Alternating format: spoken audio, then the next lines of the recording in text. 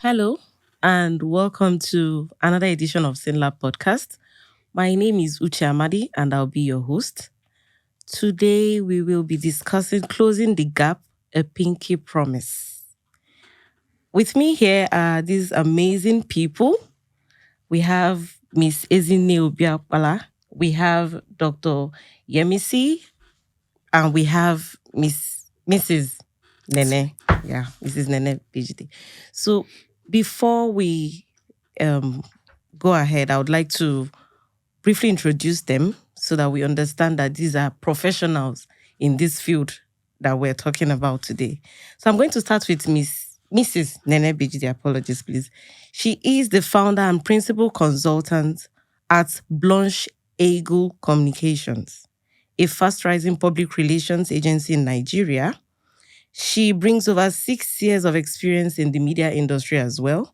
She is the co-founder and director at the In Service of Humanity ISO Foundation, a non-profit organization focusing on welfare and health. You're welcome, Mrs. Nene. Thank you. We also have the beautiful Ezinne Obii-Okpala, who is the team lead of the Anatomical Pathology department in SYNLAB Nigeria. She has more than 6 years of experience in our ISO certified laboratory. She got her BMLS degree from Nnamdi Azikiwe University, and she is also a McKinsey graduate. She is currently doing her master's in business admin. You're welcome, Ezinne. Thank you very much. And now to the... Very excited to have you. Thank you. And now to Dr. Yemisi. He's a consultant radiologist who has practiced radiology for over several years. He obtained a Bachelor of Science degree in zoology, received his medical degree from the College of Health Sciences, Ogun State University, now Olabisi Onabanjo University. He completed his residency training at LUTH and obtained his fellowship of the National Postgraduate Medical College in Radiology. He is the former acting head of the Department of Radiology, Olabisi Onabanjo University, and also the university's teaching hospital. He had his observership in Radiology Department at Southend University Teaching Hospital, Essex, UK, and Cook County Hospital, Chicago, Illinois, USA. He's an alumna of the Healthcare Leadership Academy.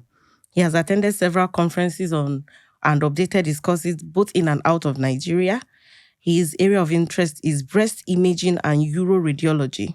He is the group clinical director at Crestview Radiology Limited. You are all welcome to today's I Thank think you it's a very point to much. clap because that's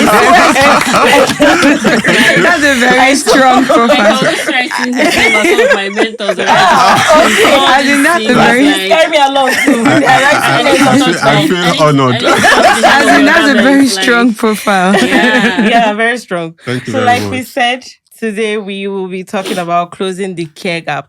A pinky promise, please. Can I see our fingers? Okay. A pinky promise. Yeah.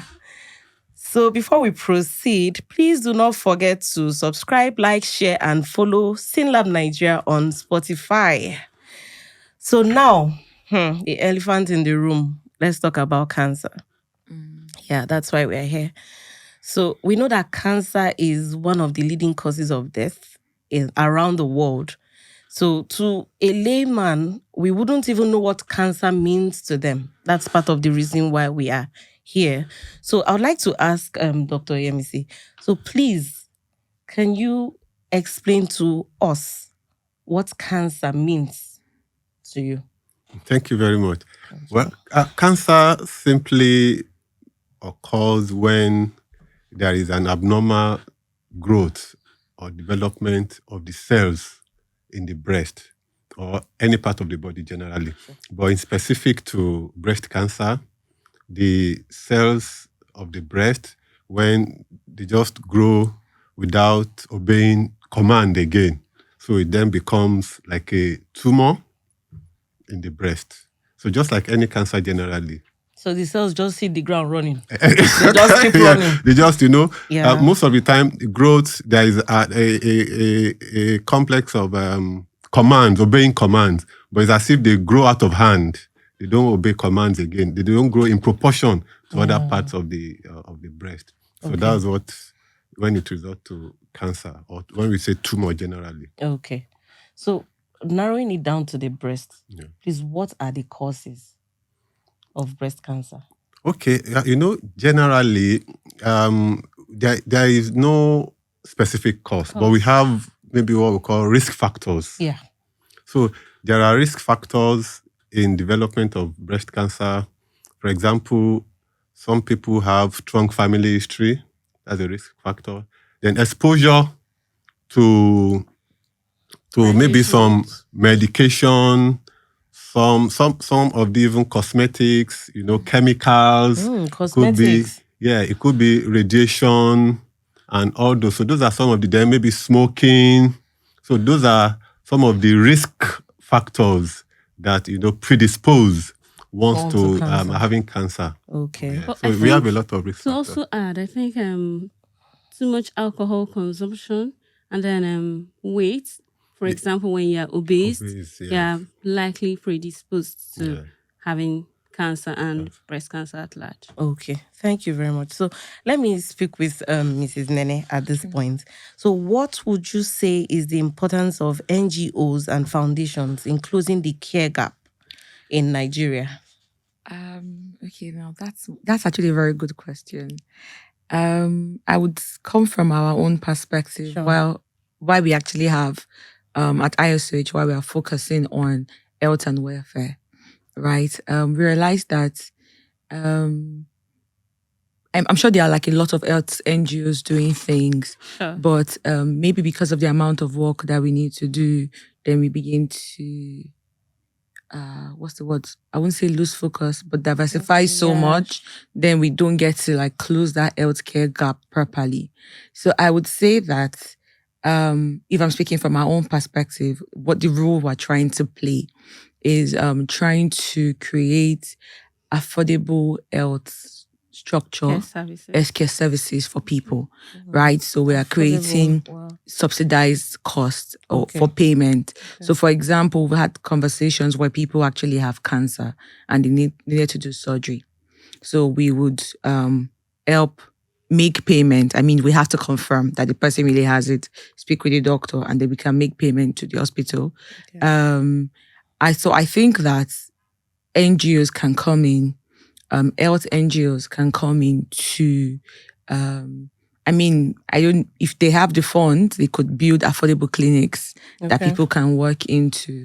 But I think that NGOs can close the gap. But affordable or free? Which one do you prefer? So, sometimes there are like some clinics that it's almost charitable. Sure. It's the money you are paying is not. I know that some Catholic churches have clinics like that. So there's one close to around Jakande area in Lekki, on the other side of Jakande, and it's a church-owned clinic or something. But guess what? It's very free. People can probably go there and get. You just pay. Sometimes you pay for the cost of the drugs.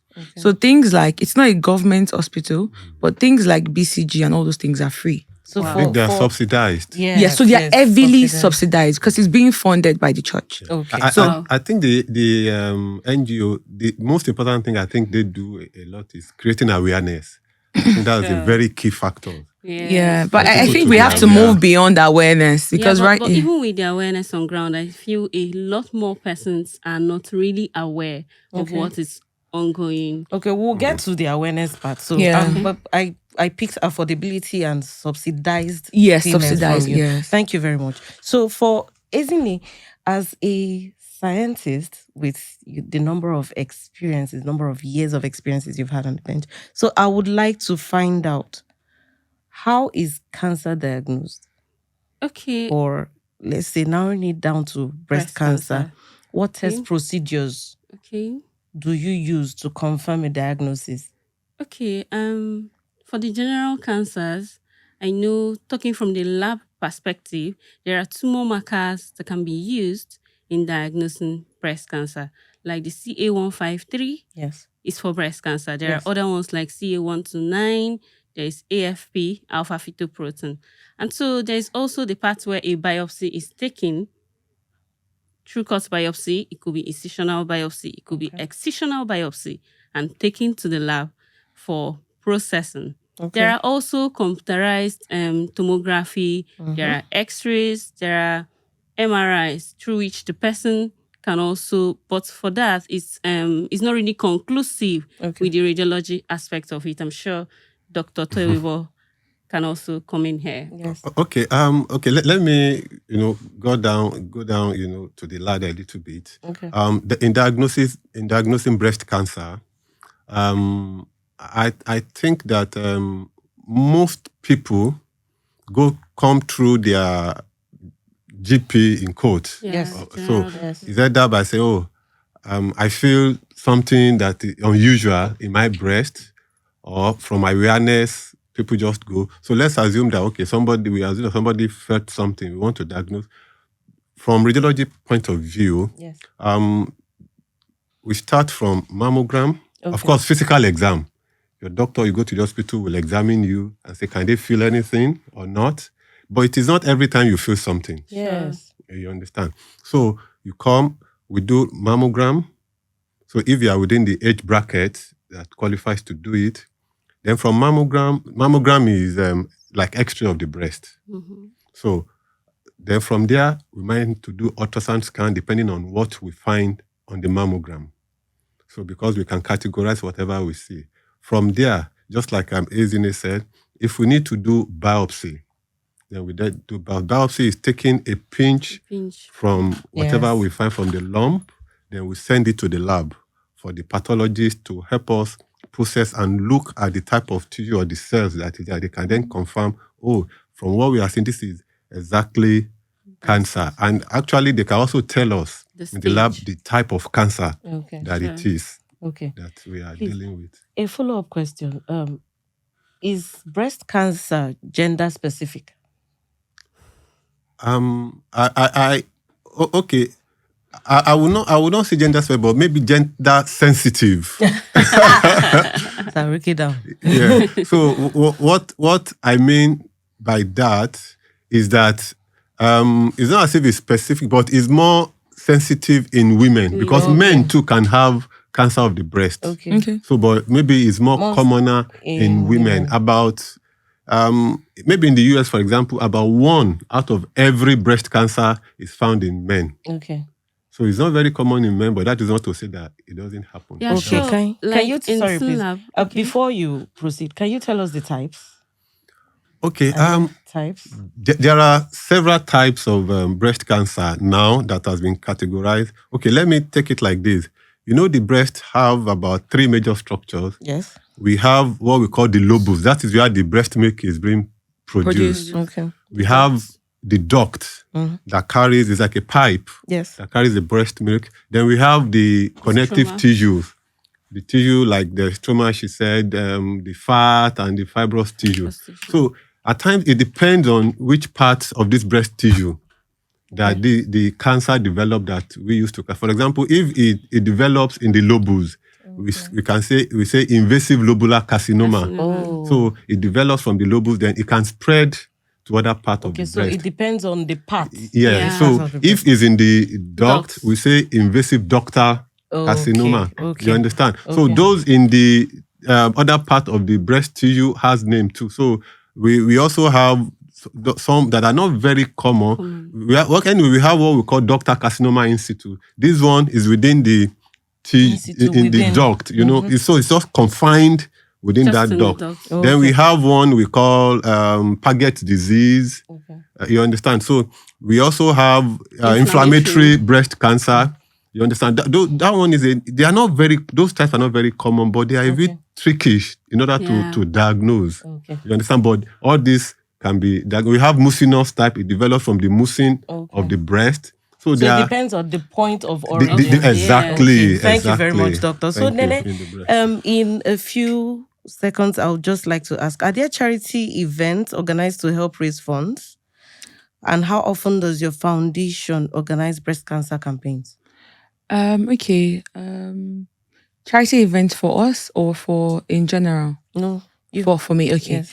Do you have those? So we raise funds internally. Okay. So it's not like a Okay, general so it's public. an internal Exactly. So it's an thing. internal thing. Okay, So so it's being funded internally. how do you organize the campaigns?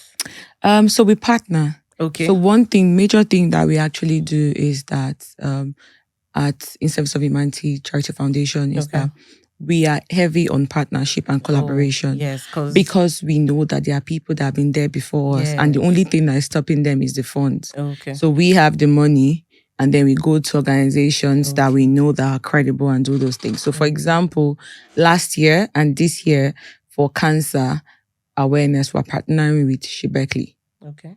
So last year we partnered with them. They know all the communities. They have clinic centers across Lagos. They have the numbers because they've been doing it for years. Okay. So we partnered with them to fund the awareness, do like the test, do all those things. They have the doctor, they have everything. Okay. And this year also we're doing something similar, but from the data we got from last year, we realized that there are more people that need to pay for chemo after treatment and all those follow-up things. Okay. Let's not. Okay, let's not go ahead. So we're just doing the overview. Okay. So more like partnership. Yeah. Yes. So. Okay. Thank you very much. So from this episode, we've gathered that cancer can be, or should I say, named according to the origin of where it started from. So, yes, thank you very much. That brings us to the end of episode 1. Do not forget to subscribe, like, share, and follow SYNLAB Nigeria on Spotify. Thank you. We'll be right back.